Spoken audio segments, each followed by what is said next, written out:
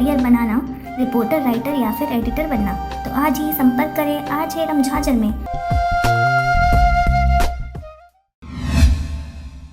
खबर है बिलासपुर जिले का। बिलासपुर जिले द्वारा विभिन्न एनजीओ संस्थानों को साइबर मितान जागरूकता अभियान में क्षेत्रवार विभाजन कर जिम्मेदारी दी गई है। दिनांक 24/8/2020 को बिलासपुर पुलिस द्वारा साइबर अपराध के रोकथाम हेतु चलाए जा रहे विशेष अभियान मितान के संबंध में श्रीमान पुलिस अधीक्षक महोदय बिलासपुर प्रशांत अग्रवाल द्वारा जल संसाधन विभाग स्थित प्रार्थना भवन में विभिन्न एनजीओ संस्थानों को बैठक में बुलाया गया, जिसमें साइबर अपराध के रोकथाम हेतु सभी एनजीओ संस्थानों को साइबर मितान बनने के संबंध में जानकारी दी एवं रुचि के अनुसार कार्य क्षेत्र का भी विभाजन किया, जिसमें सभी एनजीओ संस्थानों ने अपनी सहमति जाहिर करते हुए साइबर मितान जागरूकता अभियान को प्रत्येक घर तक पहुंचाने में पुलिस को पूर्णतः सहयोग करने की बात कही।